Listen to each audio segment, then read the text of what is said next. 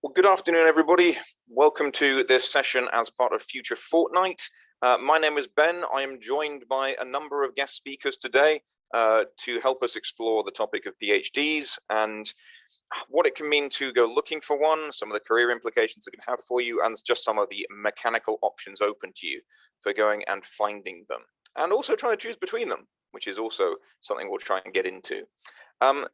We're going to open with just some of those areas, and we'll start with some of those considerations on why you want to do this, the motivations around going onto that level of study, as well as then some of those resources for choosing between different PhDs. I'd like to then hear from Rachel and Abdullah, our two currently serving PhD students, before we get into some of the questions you may have around the different PhD experiences you've heard about, as well as then getting ready how you apply for the things and what happens next. I should say, though, this is probably one of my favorite topics when it comes to careers guidance. For those that don't know, my PhD is in materials chemistry. It's an area which I was hugely invested in when I was doing it, and I'm a great case study for the fact that you don't have to stay in research once you finish a PhD. While I happen to have stayed in academic life to a certain extent, it's not been in the way that many people would think after a PhD. And I suppose that's one takeaway to have from this session, is that is not the only option open to you. Something I try and make everybody aware of when they're considering their PhDs. Let's get into, first of all, a few things you might want to have after this session. So these slides will be available. They'll be mailed out to everybody that signed up for this session, whether they made it or not. And they will include links to all the various resources I'm about to talk about. So to that end, things to know about, places you might want to look for PhDs, the aptly named findaphd.com and the website jobs.ac.uk are both great places for you to go take a look if you simply want to get a sense of the breadth of options open to you. So check these out, please, if you want to see, just looking around for certain keywords. I've got other resources to look at in this regard as well, but these are good starting points. If you then also want to look at options for study abroad, then findaphd.com has a great section for this, which looks at PhDs in different countries. It is well worth looking into this if you start to find that your searches take you outside the UK, or if you're already looking outside the UK, just to better appreciate some of the cultural and mechanical differences you're going to encounter when you're looking at those options. In addition to that, 3 options on the right-hand side there for very specific destinations, through study options for Australia and New Zealand, through DARD for options in Germany, and the Fulbright Commission for PhDs in the US. Each of these organizations, they are there for the express purpose of helping people understand their postgraduate options in those respective countries. And you can turn to them for advice and guidance. Whether they can offer you one-to-one time is a little bit less sure, but particularly if you're considering options in the US, even if you are not a British citizen, the Fulbright Commission, strictly speaking, is a US-UK exchange service for home students. However, their resources should be open to all when you go to their website. And because there are certain additional hurdles that you have to jump to apply for a PhD in the US, I'm thinking here particularly of the GRE, the General Record Examination, is a standardized test you have to take as a postgraduate entrant. If that seems a little bit unfamiliar, then the Fulbright Commission has some great resources for this. There are additional tests as well for certain subjects which you should familiarize yourself with, and also the fact that you have to have these in place before you apply. So all these little factors are well worth getting abreast of before you really throw yourself into the application process. What else would I like you to be aware of? Sticking with findaphd.com, they happen to have a competition on right now. If you are actively applying, if you've got a postgraduate experience lined up for next year already, and you would like some more money towards that, they're running a competition. A simple, why should you receive the money competition. I think you've got to put in 200 words or something like that. It's not much. But if you wanted to get some prize money towards your PhD, your master's degree, then head along to Find a PhD or Find a Master's and apply for that straight away, please. What else? There's a whole section on the Careers Service website dedicated to this. And if you scroll down the main careers landing page, you'll find it there. It's not listed in one of these core tabs across the top of the page, but scroll down from our main sections and find postgraduate study there. And this also includes a section which I'm not going to focus much on today, the funding options, because it's a big question and it relies so much on your circumstance, where you're coming from and what you already have available to you, whether there's funding already in place for a particular PhD. There is a certain amount to consider with this, and it's hard for me to cover all of that in the scope of this session. So please check those resources out, should you wish. Finally, YouTube. If you want to catch up on this, this is where you will find this video archived later, and there are some previous sessions on the postgraduate experience you can find there as well. If you want to go watch any of this stuff back, we're going to cover some similar areas, but I hope there'll be some fresh stuff here today, as indeed we'll obviously have some first-hand experience that you'd hear about. So what might you wish to consider? I'm thinking here of some of the things you might want to look at when you are considering whether or not to do a PhD. And there's a lot which may ride on this. There's a lot of core motivations which exist, and there are also a lot of, again, mechanical factors, things which you might want to consider when you look at where, when, and how you take on a PhD. Let's look at some of those in turn. Let's look at timing, first of all. And timing both in the sense of how long do you want to do this for, and when precisely do you wish to do it as regards your wider career. The main things I want you to consider here are whether or not you launch yourself into a PhD immediately after your undergraduate or master's degree, or perhaps whether you consider taking time away from study to broaden your career options, to really consider what is the thing you want to do a PhD in. Because both options work. There are reasons to consider one or the other, and to be honest, looking at options to go straight into a PhD after your first degree or your master's degree, this is in some ways the simplest approach because you're in the habit of study. You are already within higher education. The resources to really explore your PhD options are most accessible to you right here and now. So it makes sense in many ways to undertake a PhD straight after another degree. It's set up for you to do so. However, consider what you may be sacrificing in order to do that. What that means is that, particularly if you've not had a chance to pick up work experience, internships, things like that, you spend a lot of time in higher education. And that's before you then are inevitably thrown into the world of work. And that can leave you feeling by the end of a PhD a little bit adrift from what is work going to be like. So your alternative is perhaps to graduate with your undergraduate, your bachelor's, your integrated master's, your MA, whatever it might be. Spend some time in work, get a job, start a career and spend some time in that. Not only will this get you earning some money, which is never a bad thing, but it allows you time to crystallize your options, to really decide what are you going to do a PhD in. When you're considering whether or not to do this, I think your choice of project is tantamount. You've got to really, it's paramount, I should say. You've got to really look at whether or not you want to do a PhD for the right reasons. And it's got to come down to, will it fascinate you?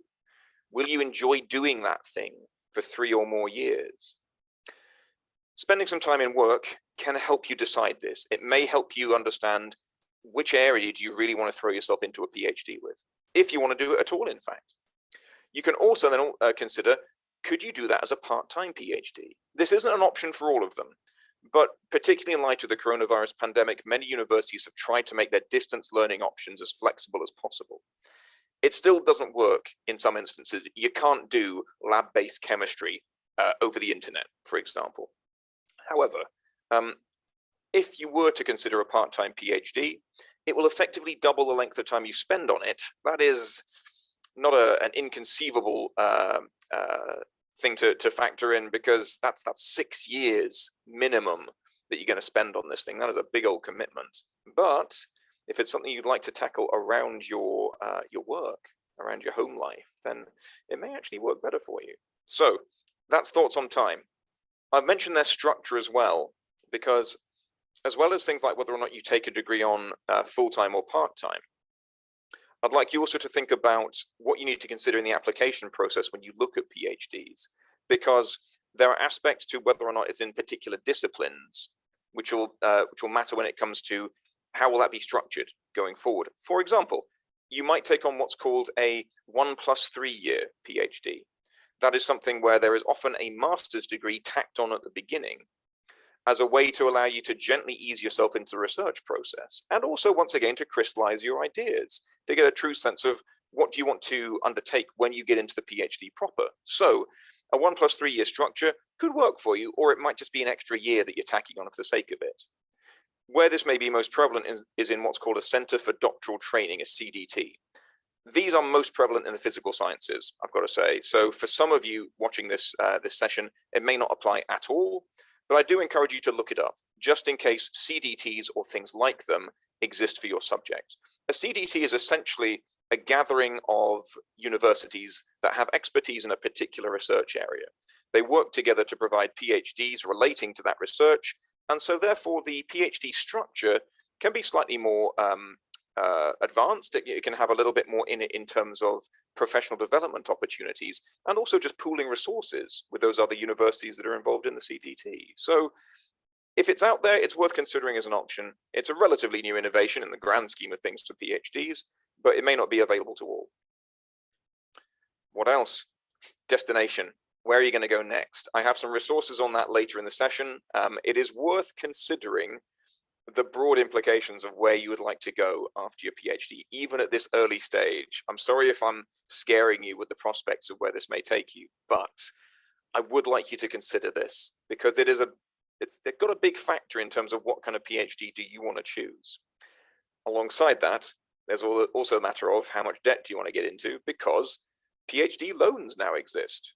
Now, you may be in the fortunate position that you have your own funding behind you, or you're applying for PhDs which already have a fully funded structure, which is to say that tuition fees get taken care of, and there is funding then to provide you with a stipend. It's known as a wage, if you prefer to think of it in those terms. So that's money that you receive each month. Now, not every PhD is in that position, and if you do find yourself in an unfunded PhD, as I say, certainly for UK residents, then the PhD loan system, the doctoral loan system, does exist for that purpose. And if you're coming from a different country, then you may find there are scholarship options, either from your home nation or from the institution you're applying to, for which you can apply. And if so, these all have impacts on how you're going to consider different PhDs. You may also want to look at rankings. Now, you don't just have to look at things like the Good University Guide. One thing I would suggest you take a look at is REF rankings, the REF. I guess I'm once again focusing on universities in the UK, but every country has its ranking structure for research. The REF is the UK's, it's the Research Excellence Framework. It was recently republished. It happens every 7 years, and it assesses all universities based on their research outputs. And most universities tend to be very proud of what they've achieved in every REF assessment. So do take a look at a university's REF achievements. It can be a useful thing to help you understand what they are best at. And if you do want to impress people at interview for your PhD, you will have to get interviewed. Then referring to what they've achieved in the REF can be a good way to grab people's attention. So rank should come into it. But to return to a point I made earlier, it's got to be about what you love. I want the PhD you choose to be in something which you will find sufficiently absorbing.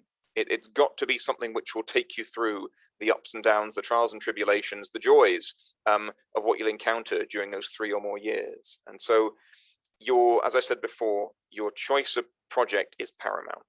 It's got to be the major factor ahead of any of these other things on screen right now. Or indeed, even things like who you're going to be doing it with, the supervisor.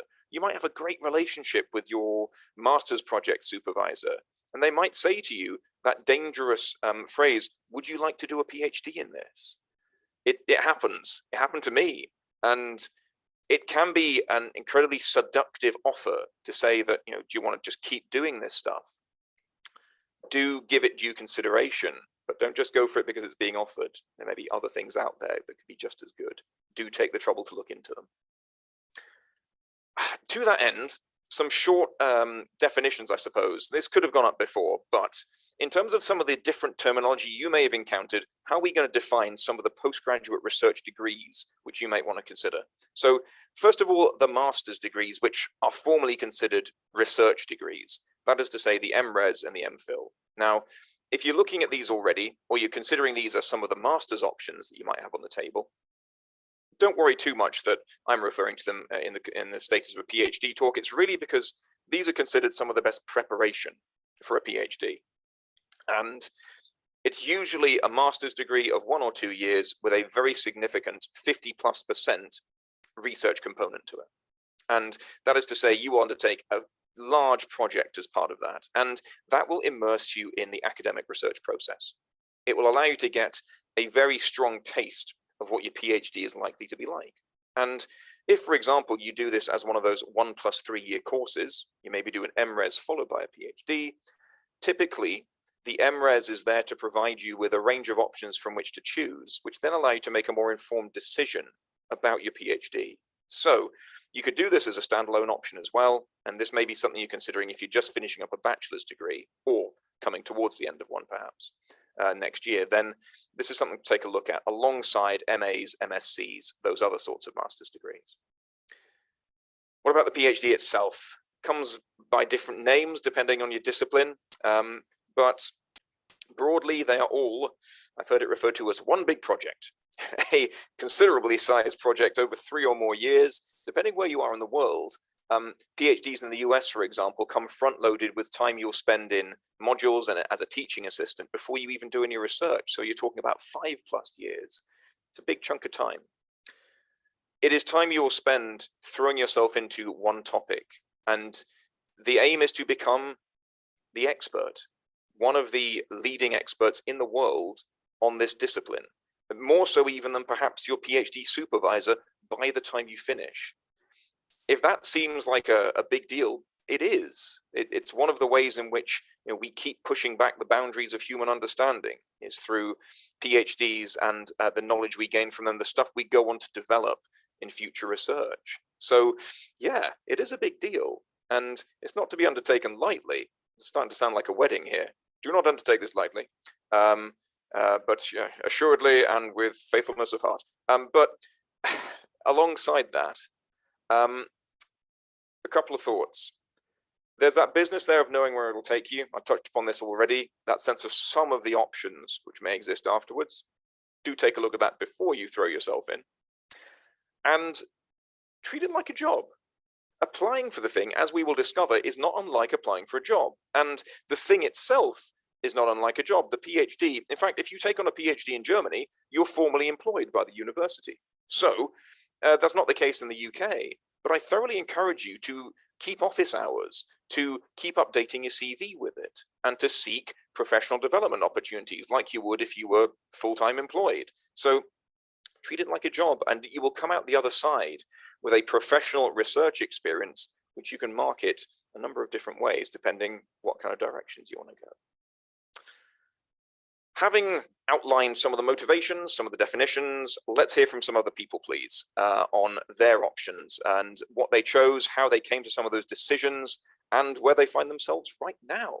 I'm going to leap off of screen share here and ask Rachel, would you mind unmuting and giving us your experience of what the PhD has been like up till this point? Okay, thanks, Ben. Yeah, so I'm Rachel. I'm studying a PhD in fashion management and marketing in the Faculty of Science and Engineering. And it's specifically looking at a way to develop a technology that will value and empower garment workers within the UK fashion industry. So a lot to unpack with that, and I'm in my first year as well. So I did my Bachelor of Science in fashion buying and merchandising, so fashion business, and I did that with industrial placement. I then took a year out back at the university though, doing one of the internships on the scheme, and then pandemic hit, so actually the most money I could get was from postgrad funding for a master's. So I went and did an MA in sociology part-time, But actually the opportunity that I wanted to do with a PhD kind of came up halfway through. So I decided to quit early with a PG cert in sociology, which was helpful to sort of get some ideas outside of the fashion field within this university. And then started the PhD. So I found it through LinkedIn, actually, because my old lecturers, who are now my supervisors, they posted it on there, and it was on Find a PhD because it was a funded opportunity. And that's also what led me to do a PhD, because for me, it was kind of, if I'm ever going to do it, I don't want to do it unpaid, but that's just my personal preference. And I'd actually applied to do a PhD probably my final year of my undergrad as well, because I saw something at the University of Leeds that really sort of sparked my ideas, and then went through the whole process from it was basically a self-proposed one. So that means I had to propose everything myself. I also wanted to try and get the 1+3 funding in social sciences that Ben mentioned. Wasn't fortunate with that, but I did get to the interview stage. So that actually taught me a lot about how to prepare. And I think that's one of the most important things to know, is that even if you're not successful with some of the processes of applying, there's so many different ways of applying for PhDs, and how to get them. So actually just knowing the process can really build your confidence up. So that really helped me with doing mine. And so mine was a pre-proposed project from the supervisors that I've currently got. And it basically involved one interview for them to see if I was the right candidate they wanted to select. And then I had another interview with a few other people, basically to apply for the funding, because it was kind of, they had us so many places already given for funding in our faculty, and we all had to kind of fight for the money. And I was successful with that, which was great. And yeah, I think at the moment I'm absolutely loving it. I think it's been really difficult, don't get me wrong, and really challenging, and I've had quite a lot of stressful jobs, but for me this is actually worth the challenge. I don't know if this demystifies much, but I am able to do a 9 to 5 and switch off, and I am able to work around things, which I think a lot of people think you can't do it. But I think if you do have the funding, or you do have that kind of ability to be organized, then it does help, and it is actually completely doable, and just that sort of consistent work is really good. But the one thing that keeps me really going with it is the fact that when I applied for this, it was very much based on my values and what I value, kind of the approach of the way the PhD was going to go. So even if I struggle with certain things that I do with the PhD, I know the outcome and the aim is exactly what I value. So that is what is keeping me going. And even though I have my really bad days, I still don't want to give up, and I'm still enjoying it. And just very quickly, I was never actually going to stay in academia. I never even planned to do my undergrad, because I was very much about just going and getting a job, and my undergrad was very much about going and getting a job, and that's it. But I realized how much I like this kind of environment of being able to work on something new and creative, and I'm still here, so it's keeping me going. But yeah, thank you. Fantastic, thanks, Rachel. It's good to hear that sort of the process you've gone through, because it wasn't the most straightforward in the world. That's a good thing in terms of our business here today, because it does just illustrate some of the different approaches you can take. Thank you for that.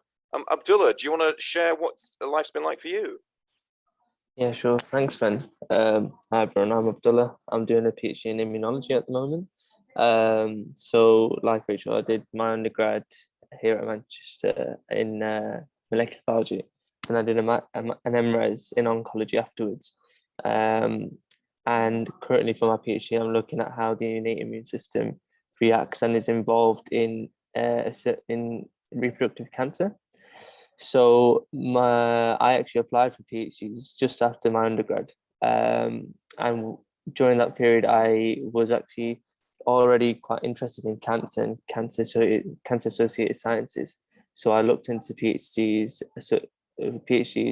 in that were associated with cancer research, and I communicated with a lot of people in academia, so like my lecturers and other people I've done projects with before, and to get the gist of how you should apply and what you should include in applications.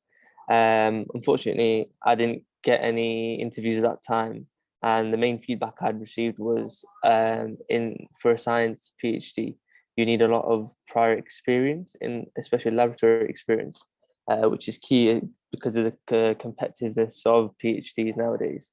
And sorry, this was for funded PhDs as well. I didn't apply for self-funded at that time, so I went on to do my masters in oncology, and MRes, and I figured I'd do an MRes instead of an MSci because of the increased research experience element. And I then applied during my MRes for a few PhDs, some funded and some self-funded. So it took a lot of organizing as well. So with this, luckily the funded PhD applications were due in before the self-funded. So I was applying for the funded before, and then would leave the self-funded till later just to hear back for interviews and stuff.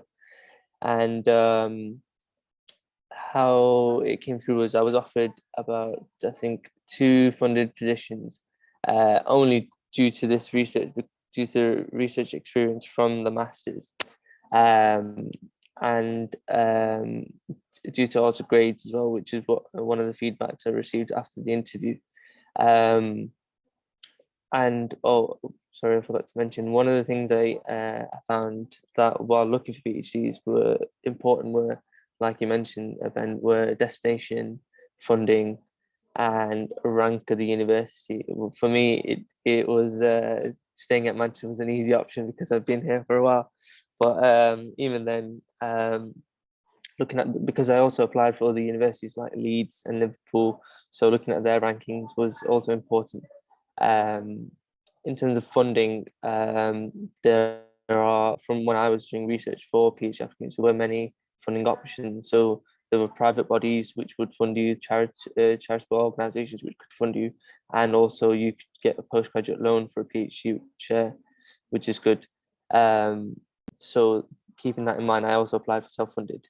I came about to my PhD now, and I realized this was the best option for me because of the flexibility I have on this program. I'm funded by the Wellcome Trust, and in my PhD program, we're not tied to a project as we start.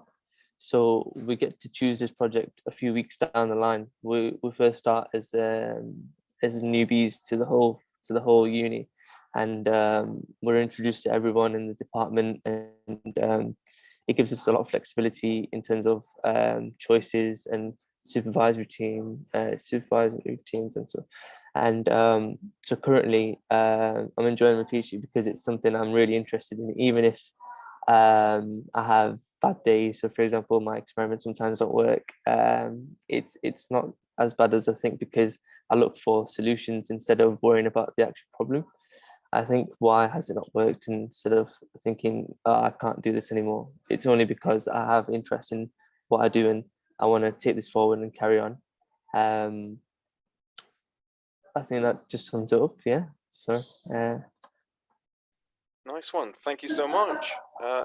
It's great to have kind of this level of insight into both your experiences, because you both illustrated different factors when it comes to the decision making you go through, the options open to you, things like that. And yeah, it's good to have that sort of sense of first-hand experience. I'm going to suggest to anybody that's looking at their options that going and seeking out the PhD students in your department is not a bad way to get started. You may have encountered some of them already. They might be doing things like helping with tutorials or demonstrating labs, depending what your discipline is. But yeah, seek out your local PhD students, and they're a very good first-hand source of information. That brings me to another point actually around Abdullah and what you were saying around going and talking to potential supervisors. That as part of the, maybe not the formal application process, depending where you're looking in the world. I'm getting ahead of myself here, but while we're on the subject, not every country expects that you will approach a supervisor ahead of sending a formal application. They might just think, no, you'll get the information you need and write out the application, off you go. However, look to places like the US, Australia, there is generally an expectation that before you make that application, you'll have contacted that supervisor, talk to them about it. And to be perfectly honest, it's just good advice. It's a good thing to do to have sounded out a given supervisor if you can. Not always possible, but it just gives you more to work with, and it enables you to understand whether or not you want to work for this person for the next little while. Okay, I will turn to questions in a sec, although if anybody wants to throw a hand up, if they've got anything particular they want to ask at this point, then please do, for any of us. Then yeah, please sling us up a hand rather than typing it in the chat for now. I will just ask you to unmute and ask you a question. I cannot see anything appearing. There'll be further opportunities to ask this later on. So yeah, don't worry if you don't get to the button just now. Now then, moving on from first-hand experiences, let's look at some of the things you might want to consider when you are choosing between different PhDs.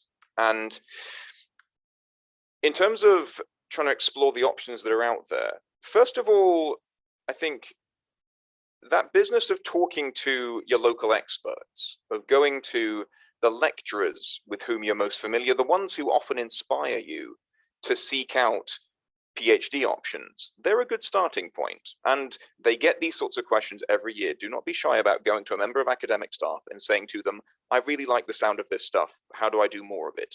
They will love to hear that. It's one of the perks of their job. So start with people who are in the know. That's your lecturers, your academics, and your PhD students. You can also look to the online resources that any institution provides. If you're going beyond your home institution, you want to understand what's on offer. As I mentioned before, universities love to brag about what they're good at. It's how they get stuff done. So go to any university's research section on their website, and you'll find them talking about the things they do best, and often what they're ranked most highly for in things like the ref. So take yourself there, and if that provides good inspiration for what's most popular within your discipline, then great. But it will not give you everything. They will focus on the things they want to be better known for, and the things they can do that best with. So it won't be the entire picture. Your research interests may not completely align with the big ticket items that a given institution wants to brag about. So don't consider this the only stuff that's out there. From there, you've got to also consider where else in the world it can take you, because it's entirely possible that the very best place to go do this kind of research is on the other side of the world, maybe. So when you do have initial conversations with academic staff around where does research like this take place, they may naturally throw into the conversation, oh, I did my PhD in Singapore or wherever it may be. And that's great. If they're prepared to volunteer that information, take note and see where it'll take you, because it gives you a good excuse to then say, oh, really, where else is a center for excellence for this stuff? Where else could I get a good PhD in this area? Be slightly careful in asking this question, because if they are suddenly looking upon you as a potential PhD student one day, they may take offense to this question, and they may be kind of expecting you to come to them first. So take your time in asking this question about where else is good to go for these sorts of PhDs, but you do need to come around to it eventually. Okay, option 2. When looking at where does good research in a particular discipline, the currently published literature is a really good place to start. And the way you can do this, if you're already at a later stage of your degree, maybe you're in your integrated master's year, maybe you're a master's student already, you're used to academic literature and you know how it works, you're not going to hear anything new here. But if you're thinking about PhDs for the first time at this session, then the results they get published as a result of PhDs and other research going on in academia finds its way online through various journals and book chapters, whatever it might be. And resources like Google Scholar exist to help you find stuff. And I've chosen an example here of humanitarianism, conflict response. And when you put this into Google Scholar, it gives you an array of options when it comes to who's publishing work in this area. And when you get this list of results, what you can do is take any given item on here, choose keywords which fit the research you want to do. And you'll find people who have published interesting material on it. And when you go into one of these, let's just pick one here, you will immediately see certain things around the authors. So this individual here, you'll get to see the author details. where they are, for example. So the University of Minnesota clearly conducts research on this area. And that's a good starting point. It immediately gives you at least one person you can go take a look at who clearly is interested enough to publish something on this. But the other thing I want you to take a look at is over here. Won't always be in the same place on every website, but cited by. This is the list of other publications that have taken this piece of work and they have cited it, they have referenced it in their own work. So they were clearly interested enough, engaged enough to want to take this piece of work and mention it in light of their own stuff. Therefore, once you've clicked on this, here's another 140 odd individuals that you could potentially take a look at if you wish, who have similar research areas. It's quite the rabbit hole. It can take you a lot of different directions, but looking at these cited by lists for any given publication could be a really interesting way to expand your network when looking at potential PhDs. Finally, ask people. As I said before, we've already touched upon going to individuals and asking them, but you can go beyond that when it comes to seeking out those who are doing the research, and not just through option 2 there, looking at their actual published works. The other 2 things I've got up on screen here are once again specific to the UK, but they're likely to have their counterparts in other countries. So the KTN, the Knowledge Transfer Network, is a list of partnerships between higher education institutions, universities, and companies. And it can be a really interesting way to see where collaboration is taking place, where research crosses over between academic and industrial, or just academic and the workplace, the commercial world. So that can be an interesting way, once again, to broaden your horizons.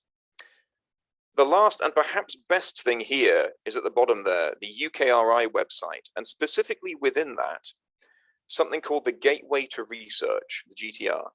And when you get these slides, you click on this icon here, it'll take you to the Gateway to Research. That is the database of all of the published research, which has been funded by the UK Research Councils, UK Research and Innovation.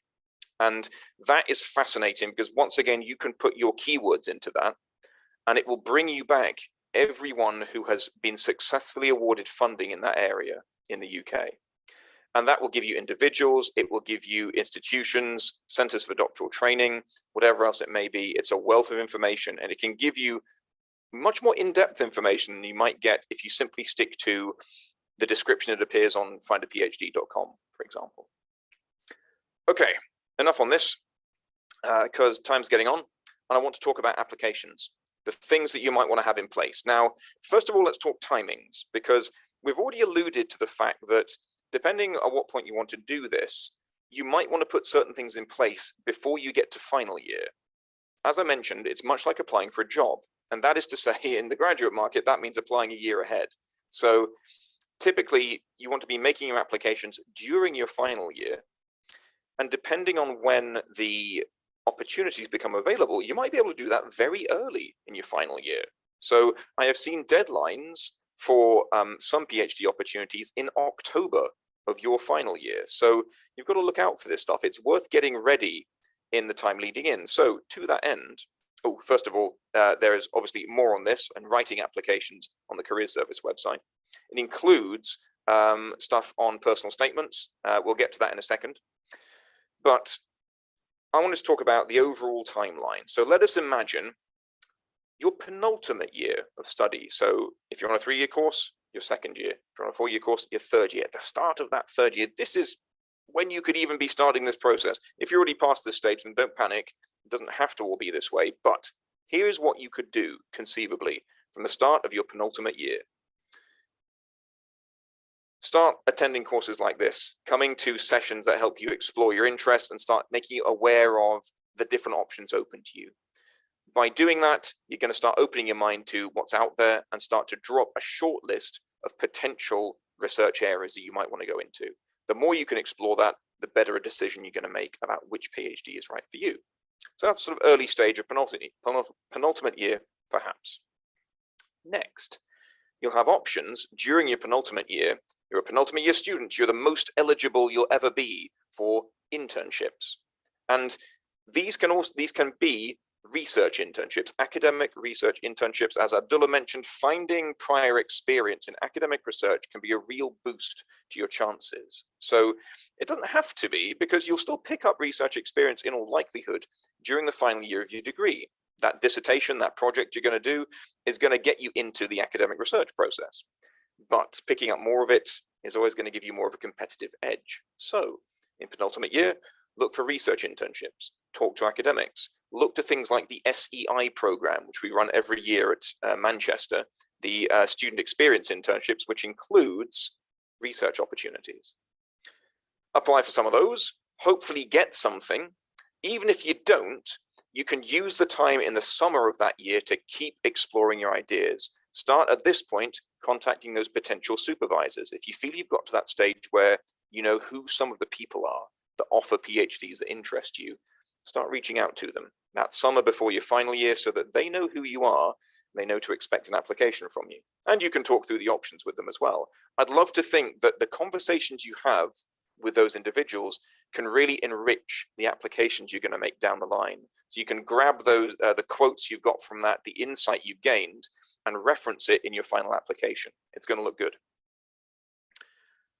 Ideally, if you manage to pick up some research internship experience, you're going to go into final year ready to start making those formal applications. We'll get to what that's going to involve in a sec. You're also going to spend a certain amount of time in your final year doing something researchy, I would imagine. That is to say, a dissertation or something like it. So this is still going to keep building your experience, and your formal applications might not be during semester one. They might be during semester two, by which point your dissertation may be more underway. That's great. Take full advantage of that. Write it up in your CV. Keep the CV updated. Some PhDs don't get advertised until second semester. Bear this in mind. If you can find out when it's likely to happen ahead of time, it means you can gauge your year accordingly. Next up, interviews. You are likely to be asked to come and interview for a PhD. It's incredibly rare not to get interviewed for something, but we'll get onto that another time. I mean, PhD interviews are a topic I'm not going to cover today, but there's plenty of time to discuss that with myself or another member of the Careers Service going forwards. And we do run interview simulation appointments every day of the week. You might then expect, once you've made that application, to get a formal decision anytime really from the start of second semester onwards, but typically March to April. If they've only advertised them from, say, January, is when you're hopefully going to get your final decisions. And then from September of that year on you go. That is your PhD underway. So this slightly fractured looking timeline here is what you may be working to. Let's talk about what you're going to put into place. The actual component parts, as I mentioned a couple of times, are not dissimilar to applying for a job. You're going to put together a CV. Now, it's going to differ slightly from your typical CV, perhaps, because you're going to put the focus on your academic and research interests. And that is to say that the research work you do, the project work, that's going to take center stage. Give it a section of its own. And that can also include, if you're in a discipline which includes things like practical experience, I'm thinking here of lab practicals or field work or something like that, then make sure that gets a mention too. You're looking to demonstrate your level of immersion in the subject and why you want to take it forward. So research experience is good, but do consider the other component parts of your degree. Anything that gets you out of a lecture theatre could be good stuff to mention here. The other big part of a formal application is going to be the personal statement. Now, this is equivalent to a cover letter in it for a non-PhD application, and it is the motivational statement, the thing where you explain why this, why them, and why you. Those three things. Why a PhD? You know, what's brought you to this point? Why their PhD? That institution, that supervisor, this research area. And of course, why you? Why are you ready for this? Why are you the best person to choose to take on this PhD? So those things are the components you're going to put together. I've mentioned a couple of other things here. Application forms are incredibly common, and you may just simply upload these documents as part of a larger application form. Because there may be other hurdles that you need to jump, one thing I strongly recommend is begin a dummy application when it's convenient for you, not necessarily on top of your own application when you get to final year, you want to make the formal application, but before then, maybe the summer before. Begin a dummy application for that institution to get to know their system. So you can see what the application form looks like and understand what they need from you. And that may include that other little red hexagon there, a research proposal. As was mentioned before, this may be something that you get asked for. Rachel, I think, said that there is the option of proposing your own project. This may seem a little bit scary, but there is no better way to make sure you get the right PhD than proposing your own topic. Now, this is way more common within the humanities than it is within the sciences. For most science PhDs, engineering PhDs, the project will probably be defined when you apply for it. But that doesn't mean they won't ask you for some statement of your research interests. It's way less common, and certainly for the sciences, I don't know that many of you will have to deal with this, but if you're in the humanities, you're quite likely to get asked for a research proposal. Where do you want to take this? And for things like this, once again, I do suggest you turn to people who've done it already. And that is to say, serving academics and serving PhD students. People who've already been through this process and have had to put their thoughts on paper as to where this can take them. You're going to be asked for a transcript, a copy of your grades to date. Now, things to consider here is that this can take time to acquire. What I'd suggest, particularly if you're in penultimate year right now, wait until your the exams you've just taken, grades have come through from that, so you've got your full year's transcript, and then request it, please, from student services. Do that in good time, because from my experience, it can take time for that request to get processed. So make sure you allow yourself plenty of time to get hold of your transcript. This harks back to why it's important to look at the application process for a given institution. You see, some of them will be perfectly happy to take, say, a screen grab of your, the online system where all your grades are listed. You can just take a look at that in My Manchester, for example, and send them a screen grab of it. That might be fine. Or, to give you the flip side, they might want to have the formally recognized watermarked PDF that the university provides you with your current transcript on. So there's different things which may be expected of you. You can find that out ahead of time so you don't get surprised. The other thing you're going to get asked for as a component of the application process is details for referees. That is to say, individuals who will speak up on your behalf and basically say how great you are at this stuff. Now, your choice of who's going to be a referee is something you should give serious consideration to.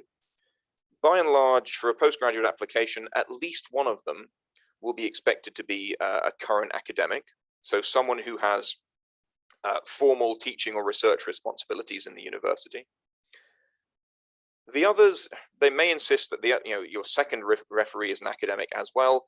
Some institutions ask you to provide 3 referees. So usually most people can name one person. They think, oh yeah, they'd make a good referee. And then maybe it's a little bit harder with numbers 2 and 3. So do give this some consideration. And before you put them on your application, ask. Please make sure they are cleared on this, because they may be asked for quite a lot of information about you, which is going to take time for them to provide. And you've got to make sure they're fine with that. Now, the good news is most academic staff get requests like this every year to be a referee, even for people they don't know that well. So by all means, go ask people, again, try and do it early so they know what's involved, and try and give them as much information as they need to help them write a good reference. Give them a copy of your personal statement, your CV, just so they know what you're about. Your research proposal, if that's appropriate, that will just give them more to work with, and they can then provide that down the line. A final thought on timing for your referees, because once again, you will discover this once you look into an application process.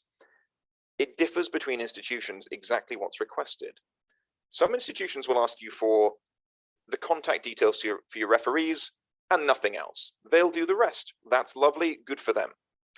That's the easiest situation for you to be in, because you just upload the contact details, boom, that's the last you have to worry about it. On the other end of the scale are the institutions that ask you to upload or provide the complete written reference before your application is considered to be complete. This is dangerous because you've then got to hound your referees to provide the right material, potentially against a deadline that you have to meet. Deadlines for PhDs depend a little bit on your situation because they're most commonly tied to money. If there is a scholarship on offer, then there's often a deadline by which you have to get your application in to be considered. And this may be what your PhD is riding on. Maybe you cannot take on the PhD without that scholarship. So your referees have got to be aware of this stuff. You've got to let them know if there are timescales that you'd like them to stick to, and try not to be too pushy, but you need their help with this stuff. So make them aware, please, of what the timescales are, if appropriate. I'll come back to personal statements in just a sec, but a couple of things I wanted to make you aware of was this resource from the University of Birmingham on career options with a PhD. And a recent, I think only in the last couple of days, we've put this on the Careers Service website, but a section on references and how to acquire them. So if you go into the Careers Service website, look under help and advice and FAQs, and you'll find a section there on references. I'll make sure that there is a slide with that on when I send these slides around, because I don't appear to have put it in yet. Personal statements. I mentioned before, why this, why them, why you? That's what you're looking to achieve here. Try to avoid the phrase, from a very young age, I've always wanted to research X. From my discussions with admissions tutors, this has become something of a cliche. So if you're tempted towards this, try to resist. There are more interesting, meaningful things you could say about what's motivating you. So by all means, do return to it, circle back around to your early motivations towards a particular subject, but start with more up-to-date stuff, please.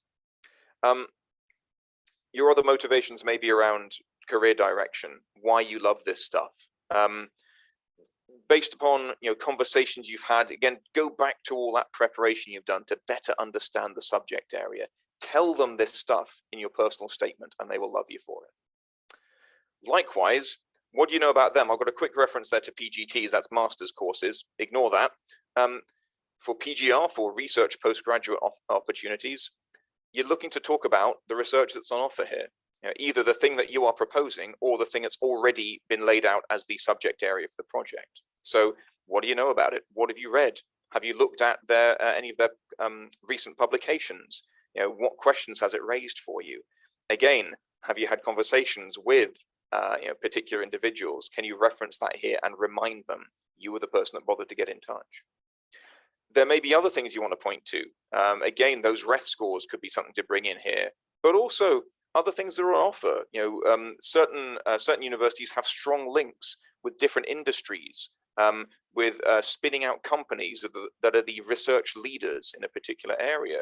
You can always point to this stuff if you feel it's sufficiently inspiring and that you want people to note it as something you've taken a look at. The easy bit, why you? One of the peculiarities, even though this is like applying for a job, of course, for most jobs, there's a job description to work from. There's a list of requirements, something they want from you. This doesn't always exist with a PhD, perhaps a few specific technical requirements or a particular degree background. But there isn't a list of, here are all the skills we want, at least not on the university website. But I promise you, look around and see what's required to undertake a PhD, and you'll find plenty of lists of what makes a good PhD student. And they will include things like independence, project management skills, abstraction, creative thinking, things like this, just the ability to take a project forward.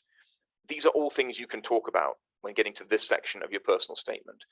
You're looking to essentially show that you are ready, that level of readiness for this next level in your educational journey. And if you can demonstrate that to them, this bit doesn't necessarily have to change too much from one PhD application to the next, but it's something which you can show off, all the research that you've done prior, the previous experience you picked up, extracurriculars, the other things you've done at university. This can be surprisingly powerful because if you've been a past leader, a peer mentor, a student representative, leader of a sports team or a musical ensemble, any of these things, these are examples of where you've contributed to the life of the university. And if you've done it once, you could potentially do it again.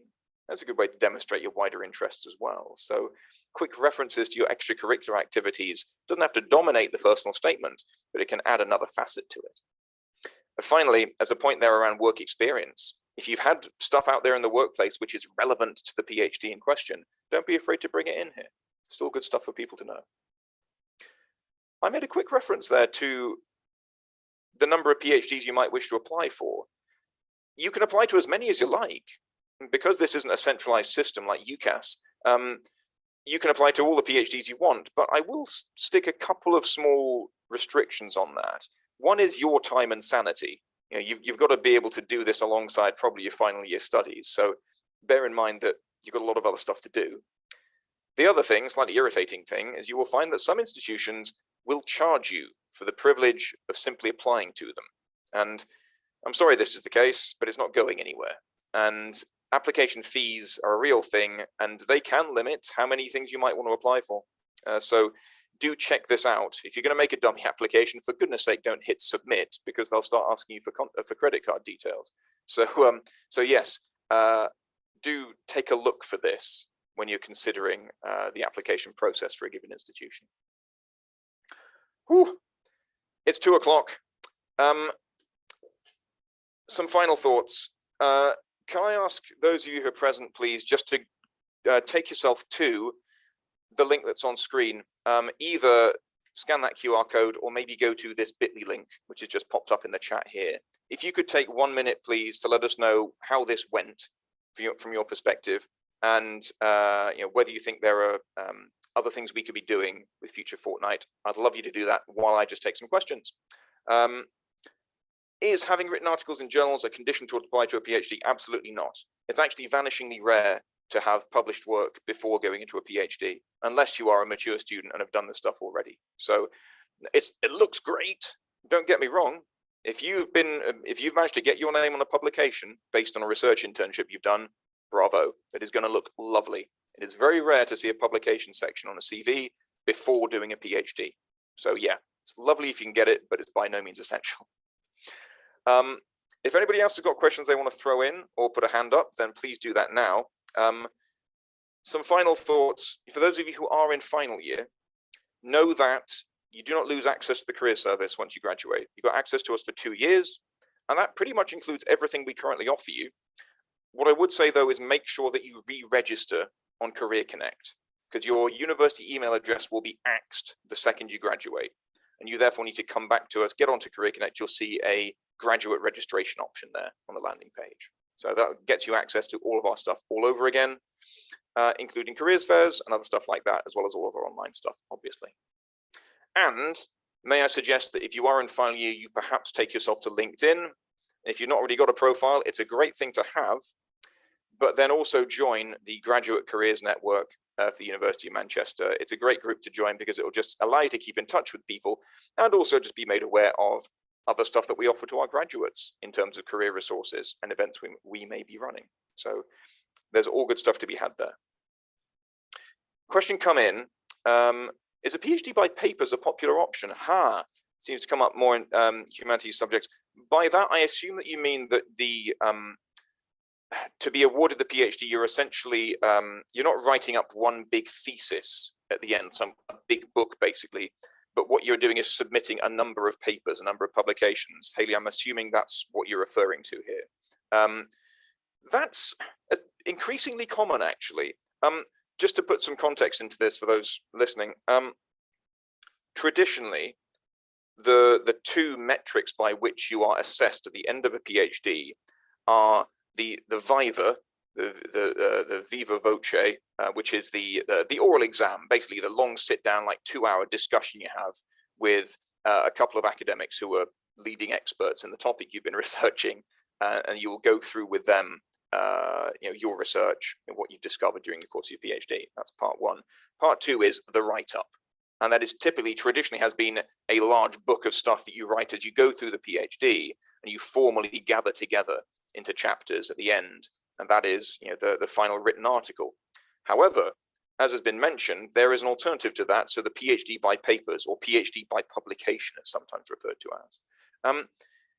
It is a popular option because it means that instead of writing one massive tome at the end, you get to do it in a more granular basis as you go through the PhD. So you write publications, ideally get them accepted. That is one big thing. You can't guarantee that your papers will be accepted. but you could still compile them into a thesis at the end. Even if they don't get accepted for publication, you've still done the hard work of writing them up. And this can break down the write-up process. I found it a very daunting thing at the end of my PhD, particularly as a chemist. You're not expected to write up lots. If by doing that, by breaking it down throughout the course of the PhD, you can make that process easier, all for the good. It may not be up to you. It may not be your choice as to the style of submission. That may be down to either your institution or your supervisor. It's definitely a discussion worth having just to see whether it is on the table though. Thank you for asking. It's a really good question.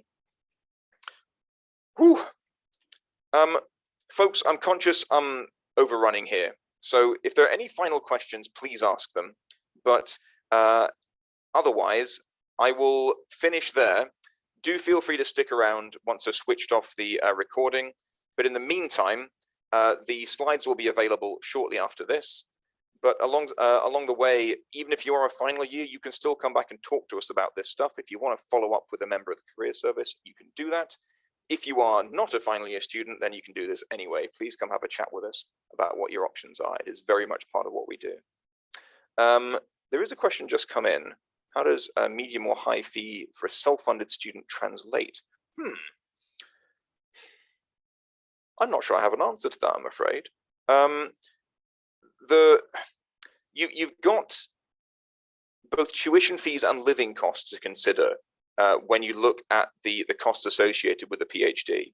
And if you're self-funded, that can mean quite a lot of money to acquire. I mean, just the cost of living for, in a given city for 3 years adds up to an awful lot. The tuition fees on top of that can be tens of thousands of pounds. So I don't really have a figure to throw at you in terms of what does medium or high translate to.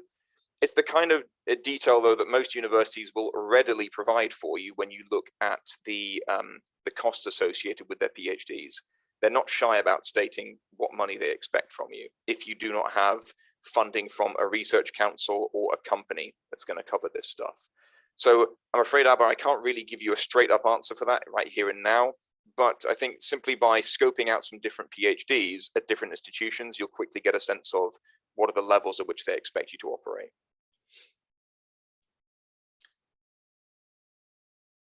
For now, I'm going to draw things to a close and say thanks very much for coming along. And in the meantime, please be curious, please be connected, please be courageous. Please do take a look at what else is on offer next week from Future Fortnight. And I may see you for more of this in the near future.